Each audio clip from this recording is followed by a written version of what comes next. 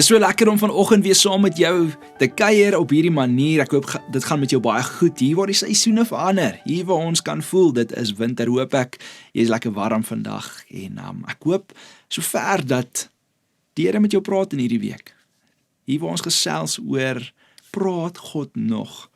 Hoop ek werklik dat die Here jou kom ontmoet hierdie oordeenkings in hierdie week.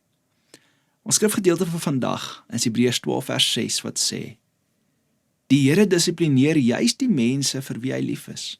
Hy tig elkeen wat hy as sy kind aanneem. Nou gister het ons gesels oor God se liefde. En wanneer ons hoor dat God deur liefde praat, dan sê ons baie maklik saam. Ons weet Johannes 3 vers 16 sê, so lief het God die wêreld gehad, dat hy sy seun vir ons gestuur het. Maar wanneer ons hoor dat God ook deur tigtiging praat, dan raak ons 'n bietjie ongemaklik. Want ons hou van die idee van 'n God wat ons troos, wat ons seën, wat ons bemoedig, maar ons vergeet soms dat God ook korrigeer. Tog is tigtiging een van die duidelikste tekens dat ons aan hom behoort. 'n Goeie ouer laat nie sy kind toe om in gevaarlike rigtings aan te hou beweeg sonder om in te gryp nie. As 'n ouer werklik haar kind liefhet, sal hy soms hom of haar moet korrigeer, moet waarsku, moet dissiplineer, nie omdat die ouer die kind wil seermaak nie, maar omdat die ouer die kind wil beskerm. En dieselfde geld vir my en jou in ons verhouding met God. Die woord tigtiging dra vir baie mense 'n negatiewe herinnering. En daarom is dit belangrik om te verstaan dat God se tigtiging nie dieselfde is as veroordeling nie. Veroordeling sê, jy is waardeloos, jy is niks werd nie. Tigtiging sê, jy is my kind en ek wil jou vorm.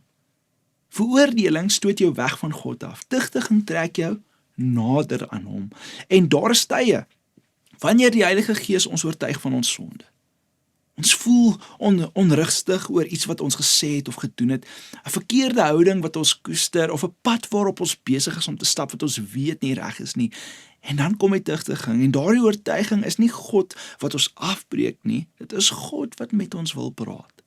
Hy wys vir ons areas van ons lewe wat nog verander moet word, omdat hy weet, hy is besig om van ons iets wonderliks te maak. Dink vandag aan Dawid. Nadat hy ernstig gesondig het, het God hom nie geïgnoreer nie.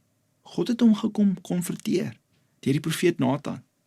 En dit was nie 'n maklike gesprek nie, maar dit het Dawid gehelp om terug te keer na God. Die tigtiging was pynlik dalk, maar die herstel was wonderlik. God se doel was nooit om Dawid te vernietig nie, sy doel was om hom te herstel. En dis dieselfde met ons, baie van ons bid dat God ons moet gebruik. Maar ons vergeet baie keer dat God eers ons karakter vorm, voordat hy ons invloed vergroot. Voordat hy die areas vir ons beskikbaar stel. Soms gebruik hy moeilike lesse, konfrontasie, selfs teleurstellings, om ons nader aan hom te bring.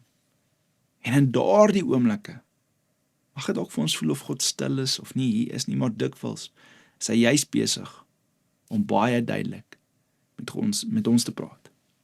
So is die ding, as God jou vandag korrigeer oor iets in jou lewe, moenie daarvan wegvlug nie, moenie jou hart verhard nie, maar luister, want sy tigtiging is nie 'n bewys dat hy jou verwerp het nie, dit is 'n bewys dat hy jou ongelooflik lief het.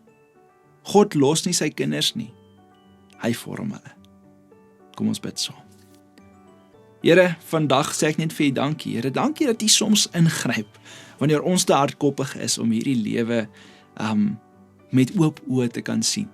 Here, ons is baie keer blind vir uitdagings, ons is baie keer blind vir ons eie sonde, en dan kom U konfronteer ons, U korrigeer ons, Here, en dan is ons net so dankbaar, want waar sou ons wees as dit nie vir U was nie?